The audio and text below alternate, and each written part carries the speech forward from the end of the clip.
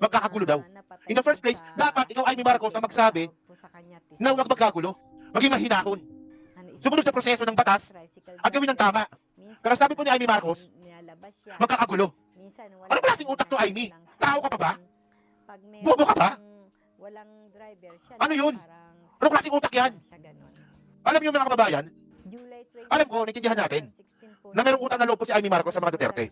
Pero in the first place mga kababayan, ayun pa paniniwala ni Amy eh. O, mabababa nun eh. O, ano, ay, kaloka. O, kami po ay may utang na loob. Kita di Pangulong Duterte. Hindi nyo ba alam yun? Di ba? O, kung may utang na loob kay Duterte, huwag mo kami idadamay, buha ka ng ina ka. Huwag mo kami idamay. Kayo lang yun. Kami wala. Ikaw lang yun. Actually, ikaw lang yun. Ikaw lang yun. Ang nagpalibing po sa libingan ng mga bayani, Supreme Court. Di ba? Oh. So, sinabi ngayon ni Digong ay, sorry, ni Digong, makamukha na kasi sila eh. Sinabi ngayon ni Amy Marcos, nabigla ako sa pangyayari na inaresto si Presidente Duterte. So, meron statement dito, sa panoorin natin. Alam niyo nakakapagtaka dito mga kababayan, nauna ka pa nagbigay ng statement kasi doon sa anak. Si Sara Duterte na sa anak. Kayo ba di ba kayo nagtataka? Si Sara Duterte po ngayon, habang ginagawa ko itong video po na to, tahimik, walang may pakialam. Nauna ka pa nagbigay ng statement doon sa anak. Dalawa lang yun eh, tanga ka, o si Sara Duterte po, psychopath. Di ba? O tingnan nyo ito, sabi niya dito ni Amy Marcos. Panoorin nyo to. Binaril siya ng 2 beses. Ano ba yun? Ito. Sige, tingnan nyo. Hindi na tayo nandito. Paulit-ulit. Ito. Gulo nga ang dulot nito. Gulo daw ang dulot nito. Gulo daw ang dulot nito, sabi ni Amy Marcos. Bilang senador Amy Marcos, tapos sinabi mo, di ba, tayo po ay huminahon, tayo po ay sumunod sa batas, tayo po ay sumunod sa proseso. Hindi sasabihin mo na nagulo ang dulot nito. So inuudyukan mo yung mga DDS na manggulo? Di ba? Wala namang gulo eh. May gulo na ba nangyari? Wala. Mukhang ikaw ata gusto mo ng gulo. Kaya guloy mo nga. Guloy mo mukha mo. Gulo na mukha mo. Hindi na tayo nandito. Paulit-ulit na lang tayo. Wala namang problema ako. Medyo na... Ano pa ulit-ulit? Ano pa ulit-ulit mga kababayan? Hindi ko makuha yung point na paulit-ulit eh. Ano pa ulit-ulit? Kailan nangyari? Pupo talaga ito. Kailan nangyari ito? Kasi ang sabi po ni Amy Marcos, paulit-ulit daw po ito. So kailan tayo nagkaroon ng presidente na nakasuhan ng international tribunal? Kailan tayo nagkaroon ng presidente na hinuli ng Interpol? Di ba ngayon lang? Di ba ngayon lang? Anong paulit-ulit Amy Marcos? Hindi ka na po namin naiintindihan. Ako po, sumusuporta po ako sa pamilya Marcos. Lalo na po sa administrasyon po na to. Pero hindi ka na po namin naiintindihan sa totoo lang. Anong sinasabi mo? Anong nangyari sa'yo, Amy? Isa ka sa pinakamataas sa mga survey noong 2022. Number 1 survey. Ano nangyari sa'yo? Tapos pinaalis na Ano? kami. Pinaalis na kaming mag-ina. Binaril siya sa Ay, ewan ko. Kasi para sa akin, no, wala namang gulo. Tapos sabi ni Amy Marcos na makakagulo. Hindi na kung ka nakaguluhan. So lahat na nasa bilibid na gumagawa na siya, dapat na. Dapat ganon. Ganon ang gusto mo mangyari. 'Di ba? Bakit hindi mo sinuplong kung sino man yung jail warden dun? Or sino man yung sa Bureau of Corrections? Kung sino pinaka-head noon? Katayan ng buhay ng isang tao ay yan po ay bigay ng Diyos. Yan po ay kayamanan. Yan po ay regalo sa atin ng Diyos. Pero, mga mahal kong kababayan, ang ating pong bayan ay nasa bingit ng napakalaking kapahamakan. Kung hindi po tatitindig ang ating kapulisan. Palinawin mo, Senator Robin. Kasi ang premise niya ganito ang buhay ay dapat na pinoproteksyonan dahil bigay yan ng Panginoon. Diba? Bigay yan ang nasa taas. Pero, ano sabi niya? Pero, so yung pero mo na yun, ang ibig mo sabihin, i-justify natin ang pagkitil ng buhay sa kanila.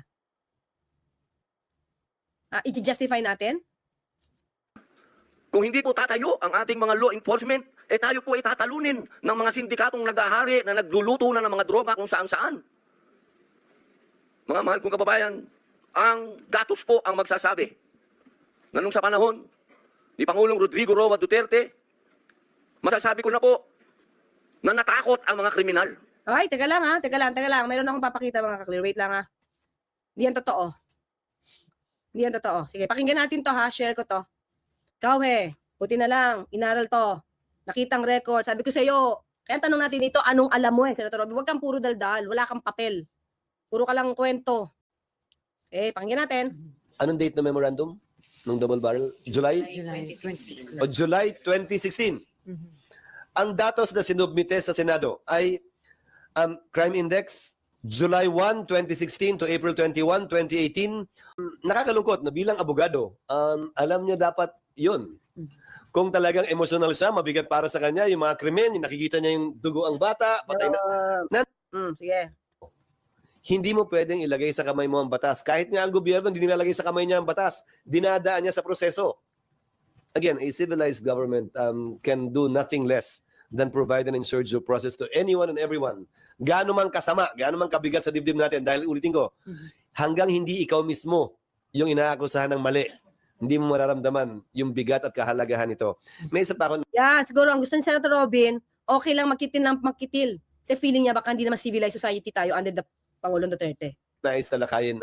Ito to. Ito, i-debunk niya dito si Senator Robin, ha? Ayon sa ilang testigo kahapon, bumaba daw yung kriminalidad nung panahong may mga EJ. Actually, hindi lang siguro testigo, ha? Maliwanag si Senator Robin nagsabi, ha? Datos, ha? Sa datos daw. Wala naman siya pinakitang datos. Okay. At nagdedebate sila. So kinuha ko yung data dito sa LBRMO. Dahil syempre, sinasubmit sa LBRMO ng DILG yan kada budget deliberation. So, Yung crime index. ang crime index na tinignan namin ay mula 2016 to 2018, same period ngayon. July 1, 2016 to April 21, 2018. Kinumpara namin sa July 1, 2022 at April 21, 2024 para parehong datos. Hindi pwedeng bilangin yung buong termino ni Pangulong Duterte dahil pandemic tayo eh. Eh kung wala namang lumalabas, di ba? Hindi tamang comparison. So yung unang 2 taon lang, tandaan nyo, sinimulan ng war on drugs 2016 pa lamang. Anong date ng memorandum? Nung double barrel? July? July 2016. O July 2016. Ang datos na sinubmite sa Senado ay crime index, July 1, 2016 to April 21, 2018, 196,518. July 1, 2022 to April 21, 2024, 71,544. Mas mataas ang krimen nung panahong yon, 16 to 18 ng 60%, halos triple. Maraming patayan nga, sir. Kasi nga, hindi mo pwedeng hindi bilangin yung patayan. Krimen pa rin yun eh. O, paano yan, Senator Robin? Debunk ka. O, ano to, lumalabas, wala kang alam. Nagmamagaling ka lang dahil nandiyan si dating Pangulong Duterte. Wala ka naman palang datos. Tapos sasabihin mo sa amin yung naratibo mo. Well, naratibo nga ng ex-convict. Diba? Kasi wala kang alam. Diba? Inamin mo naman eh. Ito yung naratibo ng isang convicted. So the problem is, nagbibigay ka ng naratibo, pinapaalam mo sa ibang tao, senador ka pa naman, Blue Ribbon Subcommittee hearing pa naman yan. Tapos mali ang binibigay mong info. Ano to? Para malinis mo lang? Si dating Pangulong Duterte? At yung mga kasama niya? Ha? Huwag naman ganun. At the expense of truth? Babaguhin mo? Di ba? After this, mga kaklir, after this natin i-take up ito, babaguhin ko yung title ko. Babaguhin ko. Kasi di ba may question mark pa? Anong alam mo eh? Ba, anong nalalaman mo? Hindi. Lalabas ko, hindi siya nagsasabi ng totoo.